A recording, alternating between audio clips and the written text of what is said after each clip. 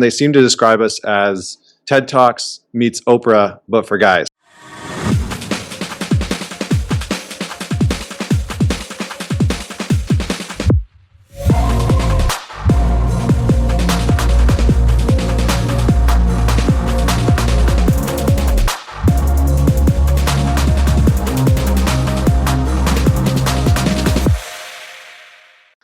Hello, smart couplers and smart individuals, people who want a fulfilling long-term relationship. And get that it takes work. You don't just find the one and bingo, all is well. That is a really, really intense setup if you stay stuck in that paradigm. That you just find the person and it all works out and it's great. Not so much. You're listening to this podcast because you know that is a sham and that there's a much more intelligent way to do long-term relationship. And not only more intelligent, but more effective. Just straight up. That you see from your own experience that relationship is hard with one person after many years. And so you want to be equipped. You want the tools to navigate all the tricky stuff, right? And you want to understand yourself better so that you can have a rockin' relationship. If you're new here, that's the game. If you're back for more, thanks again for listening. Feel free to leave us a review, as always. You can go to jasongaddis.com/podcast review. And there's very simple instructions to leave us a review right from your phone. And I just want to thank anyone who has left us a review. It really helps a lot. Today on the podcast, we're going to talk about men. We're going to zero in on modern men, what's going on with men, and how to help men. Why? Because if you're dating a man, you're married to a man, or you are a man, and you're paying attention, you see that men, when it comes to relationship, particularly long-term relationship, we have a unique set of challenges. And if you're with us, you tend to complain about certain character traits we have where we don't care about the relationship, we don't know how to emotionally connect, we are just shut down. We would rather go watch the game than be with you. And then we might get a lot of judgments about the masculine, men in general. They're in a position of power and they've basically fucked over the world. Men, it's the patriarch all over again, and men are just here to take advantage and power tripping and abuse me and abuse other people and win, kill or be killed. And yeah, that's definitely going on. All that's true to some degree. And underneath the mask and all the armor, a man is like you and me. And he's soft and tender. He's vulnerable. He's terrified. He's insecure. He's a little boy. He's hurting inside. He feels alone and helpless.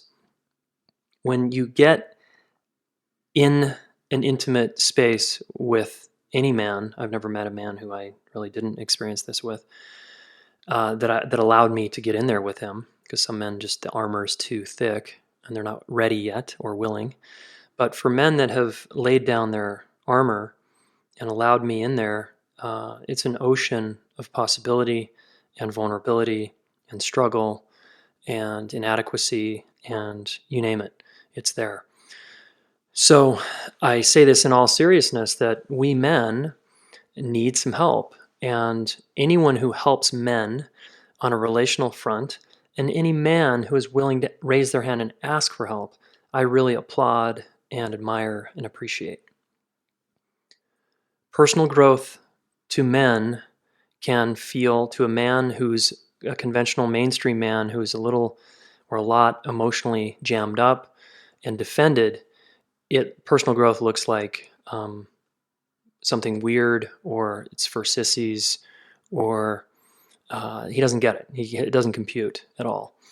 But once a man reaches enough pain in his life, pain being one of the great motivators for men, he will maybe get down on his knees and ask for help. And my guest today is a man like that. Connor Beaton's the founder of ManTalks, an international organization focused on men's health, wellness, success, and fulfillment. He's an international speaker, podcast host, business coach, lifestyle entrepreneur. Before ManTalks, Connor worked with Apple, leading high-performance sales and operations teams. Since founding ManTalks, he's spoken on stage at TEDx, the U.S. military, and he's taken ManTalks to dozens of cities internationally. And he's been featured on platforms like He for She, The Good Men Project, UN Women, CBC, CNN, and the National Post.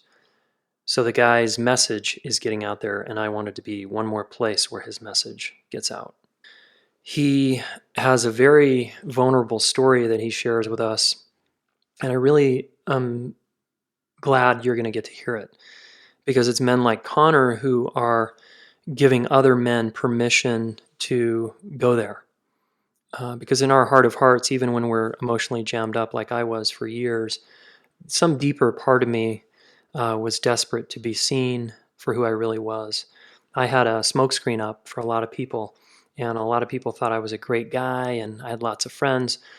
But behind that, I was desperately alone and felt pretty depressed and miserable inside, and just felt angry, and I didn't know why. I didn't know what the hell was going on. So for any of you out there listening, you've been with a man like me or Connor before probably, or you've met a man, you have a brother, a father, a son, someone in your life may be like this. And if you're a man listening, you might be like this, and you might be on the precipice of transformation. You might be still a little defended and skeptical as you listen. All that's welcome. And I just invite you to listen here today to Connor and I as we dialogue and as I ask him about ManTalks. I just wanted to share this with you because it felt, even though we're not giving you a bunch of specific relationship advice, I really just wanted to alert the listener that there's people out there trying to help men in a good way. And if you're a man listening, it might be a place for you to begin your journey of transformation. So listen closely as Connor shares his super vulnerable story. And for me, as I listened, I felt my heart really open, and I was really moved hearing his journey. And so that alone, I think, is going to be valuable for you, because we all struggle inside. And when we hear someone else share their story, perhaps it's an opportunity for us to take the next step. And maybe it's permission to go there. So let's hear from Connor Beaton of ManTalks.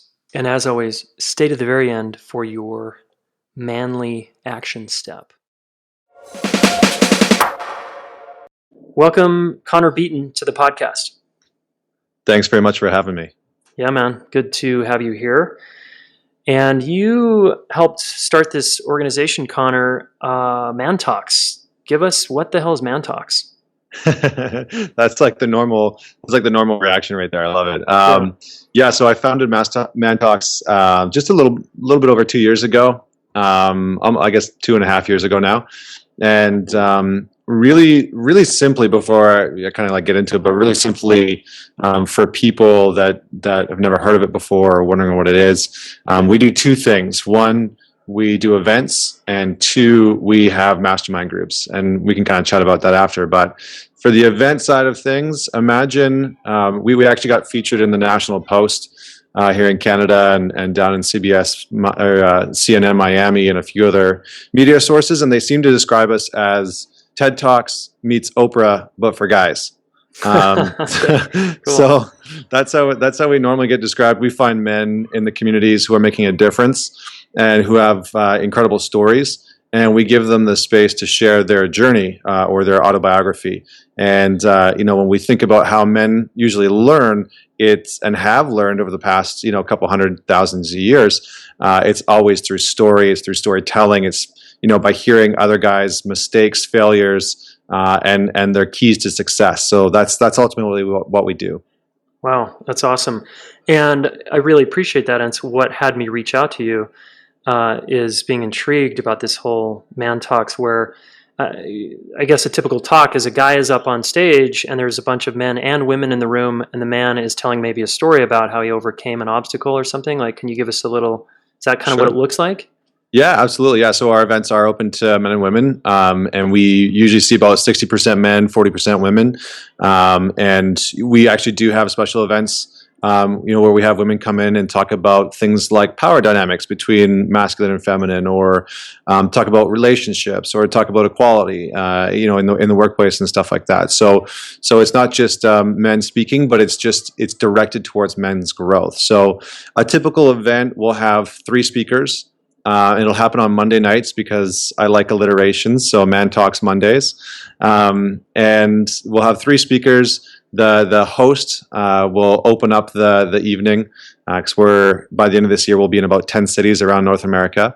But the host will open up the evening and just welcome everybody, talk about the theme.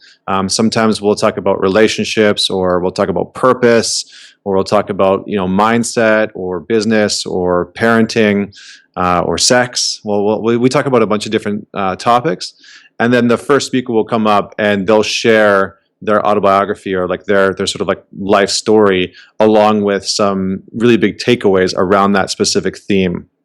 Got it. So, and then there's interaction between the speakers, so that the audience can get engaged, and they can ask questions, and they can be connected with other people in the room. Because what we found is that we attract a really entrepreneurially focused people. So usually we see about 60 to 70% entrepreneurs in our space for some reason.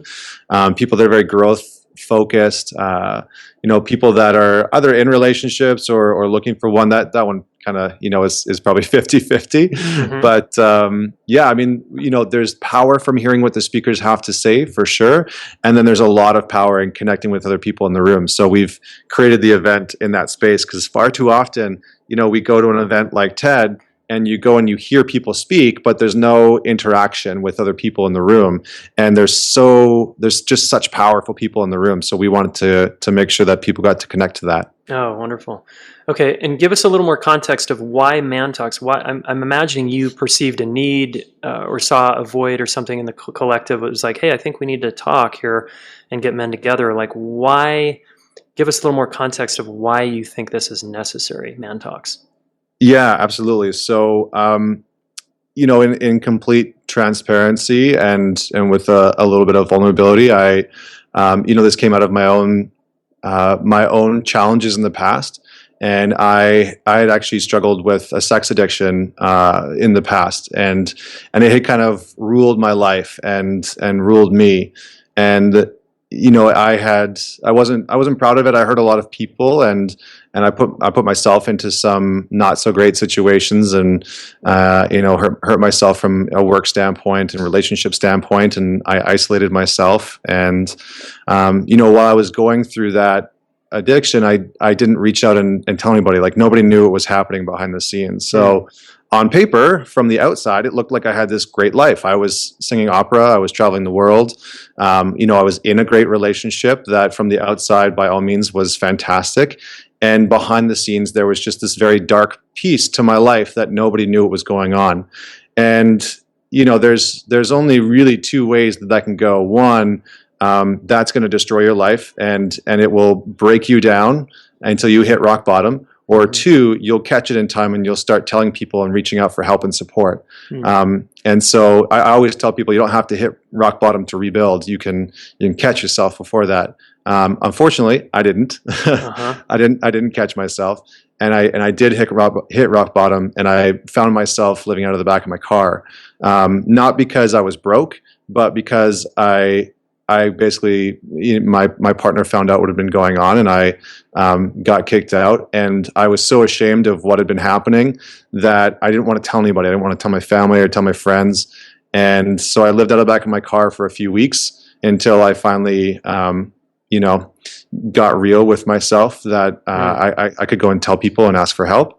And when I started telling people what had actually been going on, and I started seeking support and therapy and reaching out to my friends and my family, I was met with an overwhelming response from the men in my life who were, mirrors of what had been going on in my experience. Not that they were struggling with sex addiction, but a lot of them had businesses that looked fantastic from the outside, but that were struggling. They had relationships that looked so great from the outside and they were struggling, or they had become new fathers and it looked really great, but they were really having a tough time. And so, every time that I would open up and tell somebody, I started to realize that it was giving them permission to actually talk about the real shit that was happening in their life. Mm-hmm. And it hit home with me when I had a conversation with my best friend, and I laid all the cards out on the table and told him what had been going on. And he broke down, and, he was sitting across from me, and he looked at me and he said, "Thank you for giving me permission to tell you what's been going on in my life," and shared with me that he had tried to hang himself a month before. And, I realized in that moment that there was just a lot of guys out there that, even though they were kicking ass in life in one way, shape, or form, because he had a very successful career, that in some other area of their life, they were struggling. And so I wanted to do something about it. So that was the background of why ManTalks came into existence. Was I wanted to create something that represented positive masculinity, that created the space for men to really connect and not be, socially isolated, not need to be like the lone wolf, and create something where, they could come in and grow and accelerate and thrive by, the power of the group, by the power of the wolf pack, I guess you could say. Yeah. Wow. That's a really powerful story. Thanks for going there with us. I'm inspired on a number of fronts, and then we'll get back to the ManTalks, but just back to your personal story for a moment. Mm-hmm. It seems like you hit a pretty deep bottom that some men get to, and often that's an opportunity for transformation, is often what I say. That when we're down in the dumper, living out of our car, I'm guessing you had to stare yourself in the face pretty hard. And in that time, you said a couple weeks, was there anyone you were reaching out to, or were you inside your own head? Did you listen to podcasts? Were you reading books? Were you journaling? What was happening to you that finally had you take that first step and tell someone? Yeah, unfortunately, I wasn't doing any of those things really. They probably would have been really beneficial if I was. I had kind of just started to look at things in the personal growth area in terms of journaling and gratitude, and I was in a very dark space. And, unfortunately, where my mind went was I was laying in the back of my car one night, and I was living out in Victoria in BC at this time. And, I was looking out the window at the stars, and I was just contemplating what I could do in this scenario. And I really saw two options. Was one, I could end things and nobody would know how miserably I failed, or how miserably I thought I had failed. Like suicide. You're talking suicide, end things. Yeah. Yeah. Okay. And option number two was, I could curb that and go and just tell people. And it was unfortunate that it took me that far down the path. But the reality of the situation is that sometimes we, logically analyze things, and we cut ourselves off from, tuning into what really matters in our life. And we find ourselves in a space where we're trying to rationalize all of our choices instead of, leaning into our intuition and our gut. And it was in that moment where I kind of got present to how far down the path I was. And when I looked at it from that standpoint, it really was clear to me that even though I had messed up, even though I had hurt some people, and even though I clearly had, a problem that I needed support with, that, my pride and my ego was so big and was so in the way, that I had found myself in this position. And it took that sort of jolt to get me out of there. And Yeah. the tools that you talked about are the tools that really got me on track. Like the morning, I built in a morning practice of journaling and gratitude. And, I started meditating after that. And, this is all on top of obviously going to seek professional help at that point because I needed some support. And so it was those pieces that really pulled me out of that space and helped me, kind of deconstruct some of the overwhelming ego and pride that I had in this area of my life, and get me on track with being open, with the people in my life about what was actually going on. So those were critical pieces after I had that realization and started reaching out to people.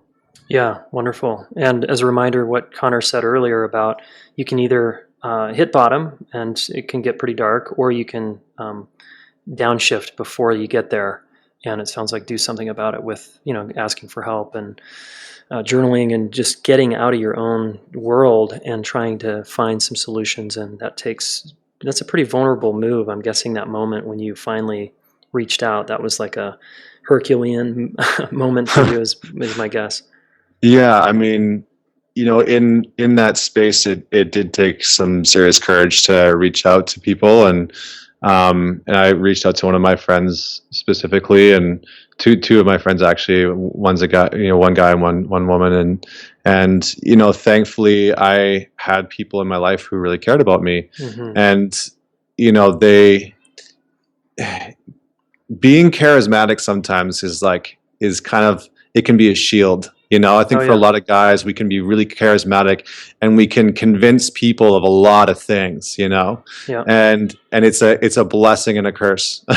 Yeah. Because we can easily make social connections. Like I've been there. I've been like this very charismatic guy, and I prided myself on it.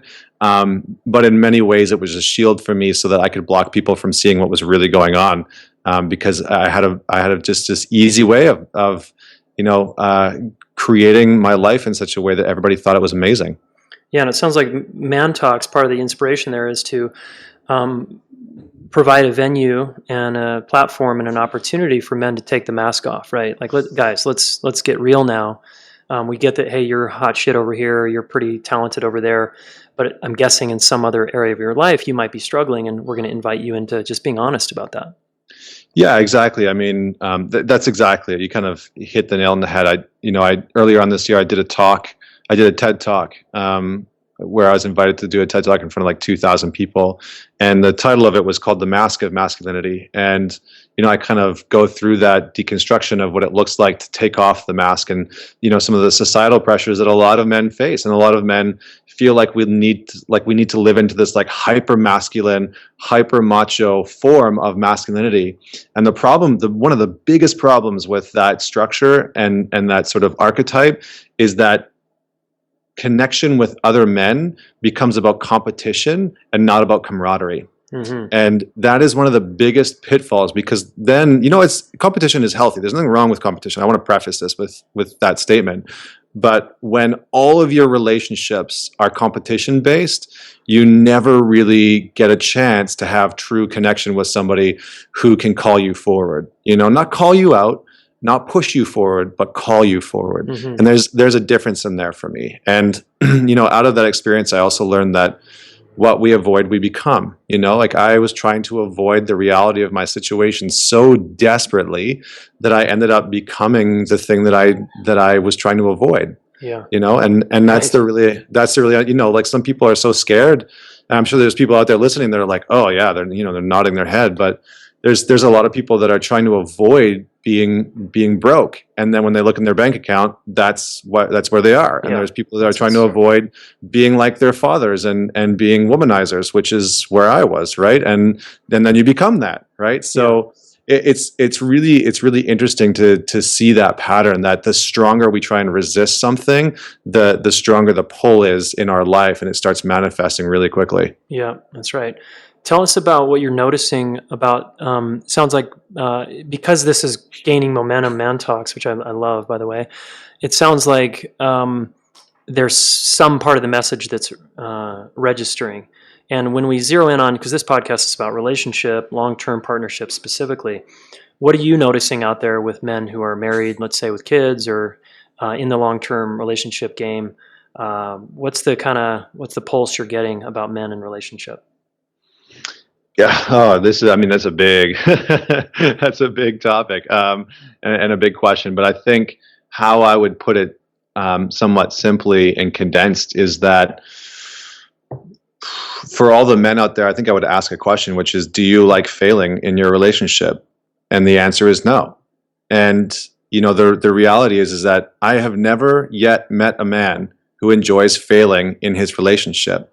We want to succeed. We as men want to thrive. We want to inherently be the best partner that we can be for our partner, whether that's our wife or our husband or boyfriend or girlfriend or whatever that dynamic looks like. We want to win. We want to know that we're showing up and that our partner is fulfilled with us.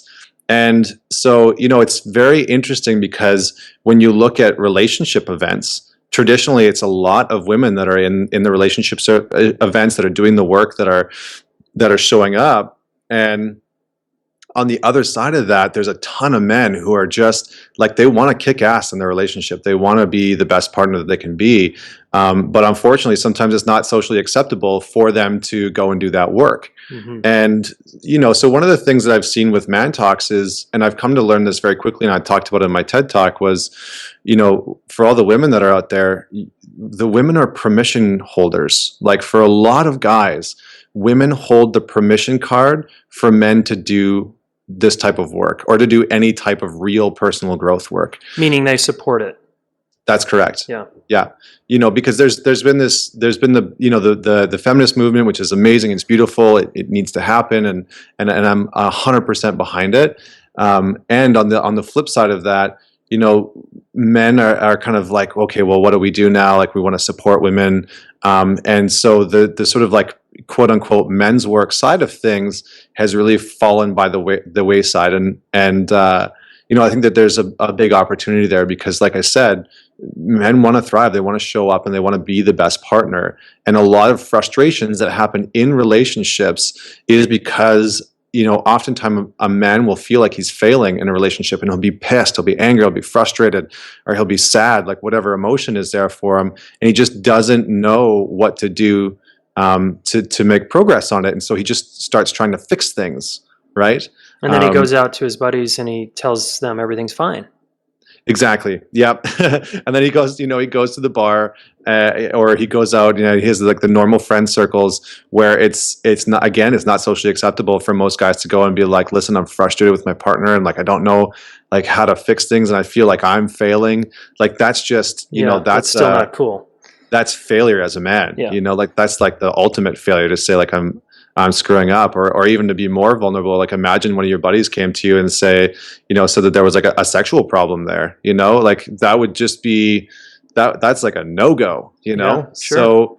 So where are the outlets for men to actually change, grow, and have these conversations to move forward, right? It's, there are some resources that are starting to pop up, but there aren't really many mainstream outlets where it's engaging and it promotes something positive. Most of the resources are like medical or religious based, and they have some sort of a religious affiliation, and that really cuts ties for a lot of men to enter into that conversation. Yeah, or it's too, like, the men's work thing has been maybe a little too edgy in the David Data realm that they're not quite ready for, or maybe it's been a little too weird, like in the Mankind Project world, where guys get an impression of men getting together and it scares them for some reason. Like that. Did you see the trailer for that new men's group movie? So I actually welcome to the men's group. Yeah, I think so. Yeah. So I actually got asked here in Vancouver to speak. They did like a opening night thing, and they asked me to speak with the guy that produced and directed it. Nice. And I wasn't too sure what to, like, I hadn't seen the movie. I wasn't too sure what to expect. And, admittedly, like, it was pretty out there. And I was thinking to myself, at one point the guys are like running around in the room and they're like butt naked and they're like making sounds like monkeys. And I was like, cool. Like, I get this and I get where you're going. But if you had shown me this movie when I was going through what I was going through, I would have shut down from men's work, or from even discussing that conversation or even having those conversations, I would have like totally closed off from it, because I was like, I'm never going to a men's event because this looks ridiculous, you know? Yeah. And I actually said that in front of the 200 people that were there. I was like, this isn't all men's work, you know? And so I think you're right. There's this stigma that, you know, if you're going to join a men's group, it's going to be weird, and you're going to sit around in a drum circle, or you're going to like pass some stick, or, you know, you're going to like paint your face, or you're going to go do like a men's weekend, and they're going to lock you in a freaking room, and, you know, some like crazy shit, right? Yeah. And I think for a lot of guys, when that comes up, that's what they think of, you know? Yeah.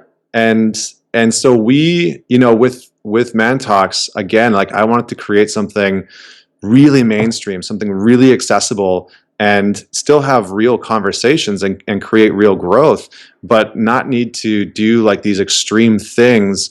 And that's no knock on the Mankind Project. That's no knock on any of the other resources out there, because for some people, that's what they need, you know? Yeah. And that's what they say that they want. That's what they say that they need. But for me, you know, that wasn't the growth or the vehicle that I needed in order to grow and move forward. Yeah, I think that's why I'm appreciating ManTalks, is there's a contemporary feel to it that's like accessible to anyone that would walk in the room, can be invited and sit down in the back row, skeptical with their arms folded, and still have an impactful experience where there's the barrier to entry is a lot lower, it seems like, right? Yeah, I mean, on the note, can I tell you a quick little story? Yeah. Just like literally 60 seconds. So last week we had an event here in Vancouver, and that exact scenario happened, where there was a guy who came in. He's like 6'5", big dude, great shape, young guy, you know, good looking guy. And he comes in, he's by himself. He's kind of looking around. He's not talking to anybody. He goes and sits at the back of the room.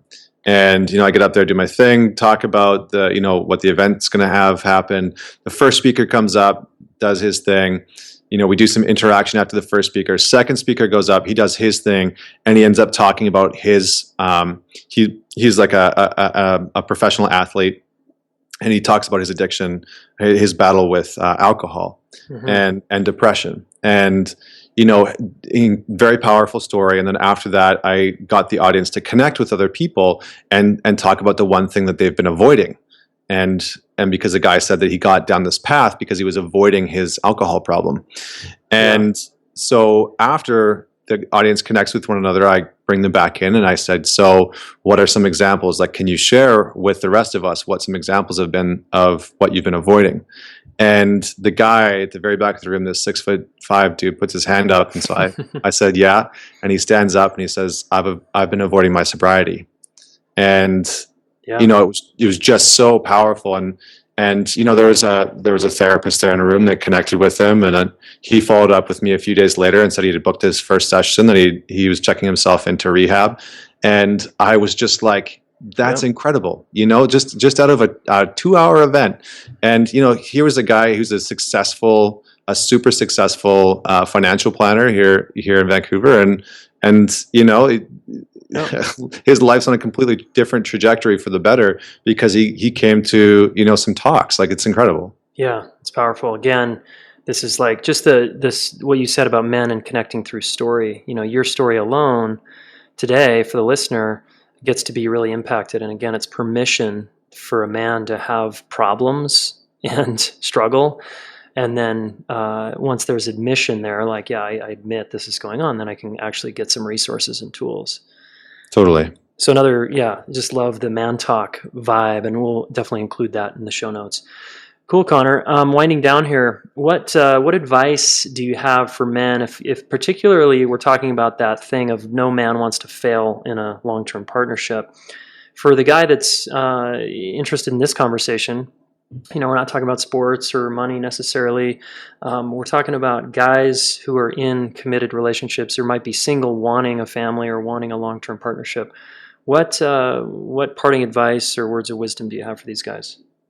There's probably a couple of things that I would love to leave people with. You know, one of my biggest lessons in relationship came in my last partnership, and I would summarize it like this: you can either be right or you can be happy. And sometimes we, as men, we get so stuck on this idea that we need to be right that we can really wreck things. And we get stubborn, we dig our heels in, and it can really destroy things, whether we're trying to prove a point, even if we know that we're wrong. Sometimes, and I think a lot of the guys out there are probably like, oh yeah, I've done that before, right? Like, even when we know that we're wrong, our pride and our ego will get in the way, and we just have to be right. And then we say shit that is hurtful, or we take actions that we wouldn't normally take, and it's all coming from a space of, I have to be right. I just have to be right. Mm-hmm. And sometimes it's in the letting go that allows us to really free ourselves. And the other piece is, besides that one, the other piece is in and around vulnerability. And for a lot of guys, vulnerability is like, I don't know if people have seen Harry Potter, but it's like Voldemort, right? It's like the word that you don't say. Yeah. It's a word that you don't talk about. You don't even like entertain that idea. And the thing is that vulnerability doesn't mean that you have to break down crying once a week with your partner in order to be vulnerable. It means that you share some of those pieces, and it doesn't mean that you need to share every single insecurity that comes up. That's not necessarily the case. And it means that you need to be willing to look at your own insecurities that are coming up in the relationship.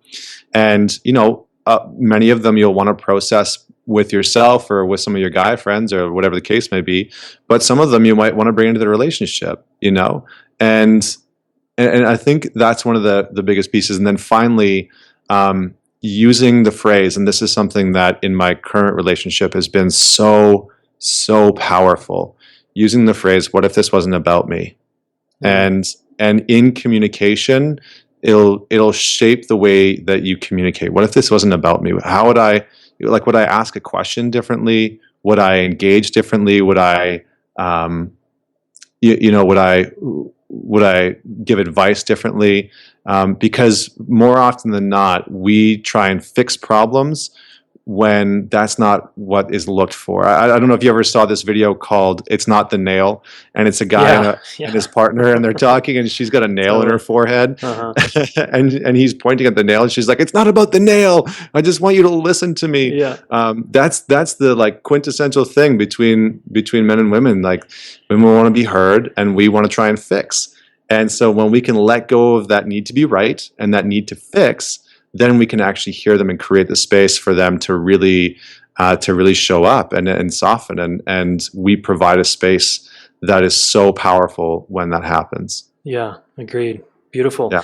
And where can folks, can you give us a couple cities? People are probably listening from all over the world. Where are some cities that ManTalks is either coming to soon or has already been, that people can be on the lookout in their local cities? Sure. So right now we are in Vancouver, Toronto in Canada, and then we're in Los Angeles and Miami. We actually have an event on October 17th in Los Angeles.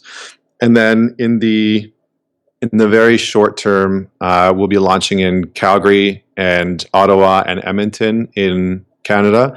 And we'll be launching in Chicago, Denver, Atlanta, New York, and a few other cities that we're still working on right now in the next 4 to 5 months. Okay, awesome. And where can people find you and ManTalks?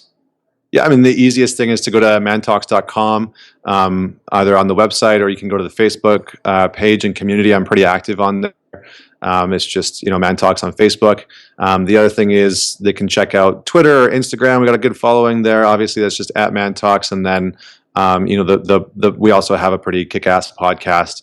And we've interviewed like Navy SEALs and New York Times bestselling authors and that kind of stuff. So entrepreneurs, that the whole gamut. So they could check us out there. And then for me personally, feel free to add me on Facebook. It's just Connor Beaton on Facebook or Twitter. Okay, great. And we'll include all that in the show notes.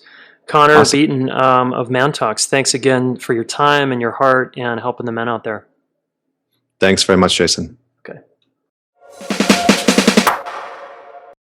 Hey, yeah, pretty cool, right? You want to make sure you watch Connor's TED Talk. I've included that in the show notes. It's good. And I think it's going to give you another insight into men. All right? Now, a quick shout out to the women out there. If you're in a heterosexual situation, that help their man. If you have helped your man in some way open up, learn how to talk about his feelings and connect emotionally, I just want to applaud you. Not that it's your job, but a lot of men simply won't go to a therapist or read a book or go to a personal growth seminar. It just won't happen. And sometimes you're the one person in his life that he feels safe with, even though you maybe feel like he's irritated by you or he thinks you're his mom or something.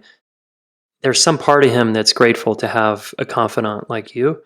And for whatever you've done to a man in your life, be it your father, brother, boyfriend, husband, thanks. Thanks for caring. And the same with men.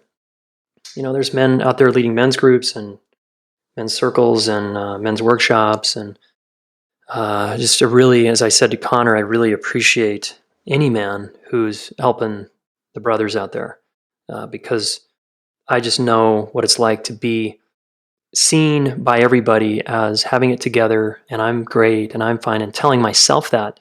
But deep down, I was another story. It was a mess and I was a wreck inside and I was holding it all together,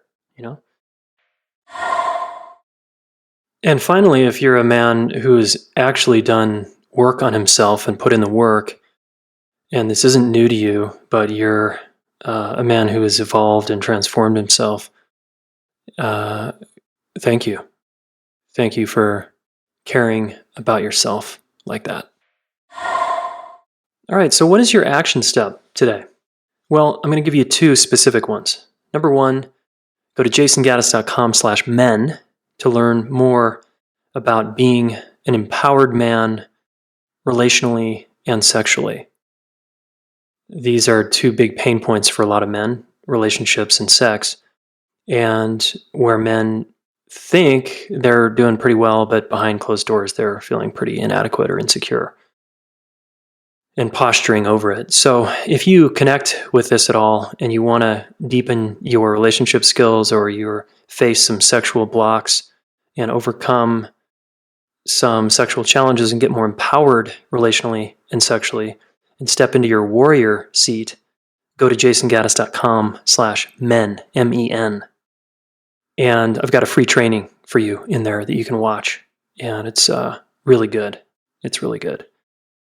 It's a video training. It's maybe an hour long. And there's men like you that ask questions. And it's vulnerable. It's uncomfortable. I share some shit about myself that's edgy. And as a way to just, like Connor did, just modeling like, hey, it's okay. We have problems. And it's okay to try to work through them. Okay. So jasongaddis.com/men. Your second action step, this one's fairly simple. It's to write down. So if you're a man, I want you to write down your story. And your story could be a paragraph or a page or a book, but your story of how you're leading 2 lives. Just be honest. Where are you leading 2 lives? Where are you showing the neighbors or the guys or your wife or the boss or your employees? Where are you showing other people that you have it together? And then where are you basically the opposite, where you don't have it together? You feel inadequate. You feel insecure. You feel terrified, alone, depressed, anxious, angry, etc., right? Where are you hiding? And it's okay to hide. Keep hiding if you want. That's your choice. But I just want you to write down that incongruency. Just so you're honest. You can start with this sentence. If I'm honest, I'm leading 2 or maybe 3 lives. And here's how I'm doing that. At work, I show up like this. At home, I show up like that. In my marriage, I show up like this. When I get out with the guys, I show up like that. So where are you hiding out? Okay, so this is a challenge to the men. Call yourself out. So that's step 1. Write down those 2 parts of yourself. Step 2 would be an edgier, more vulnerable step, is to share that with someone. The closest person in your life, perhaps, like Connor did. If you're not ready for step 2, no worries, keep listening to the podcast. I'm going to have other men on here as time goes on, and we'll continue to give you permission to go there, all right? So just be honest. 2 lives, maybe 3, maybe 4, but probably 2, okay? Now, if you're a woman, and again, we're in a heterosexual dynamic, I understand that. I get that there's gay men who are emotionally shut down and who are with an emotionally available gay man, of course. And I tend to speak in the heterosexual language because that's the world I'm in as a heterosexual man married to a woman. So I'm not, again, purposely excluding you. And I get that you might feel excluded given how I talk. I get it. Anyway, if you're a woman or are partnered with a man that you probably have a hunch is doing this, how do you approach him? Well, I'll just give you one suggestion, which is, honey, I love you and I care about you. Lead with your care. Honey, I love you, I care about you, and I want to make an observation. I see you kicking ass in X, Y, and Z areas of your life. Man, you're like so all over it. You're so on top of it. You're so competent. You're so capable. And then I see another side of you that maybe is more younger, maybe a little more timid or a little scared and a little alone. And I just wanted to make that observation and ask you, do you see that of yourself? Do you see that? So you're inviting him, without asking him to change anything, you're just inviting him into that kind of conversation, right? Just try it out. See where it takes you. Maybe he'll get defensive. Maybe he'll open up more. We don't know. But deep down inside, I can guarantee you he's longing to be seen and known underneath his facade and underneath his mask. He's in there somewhere, longing for someone to see him. All right, friends. I've got a podcast contest coming up in the coming episodes. I'm not sure which one, but stay tuned for that. I also have some very solid guests coming on and that are going to probably challenge us to think differently. Okay? Have a beautiful rest of your day, morning, night, and we'll talk soon.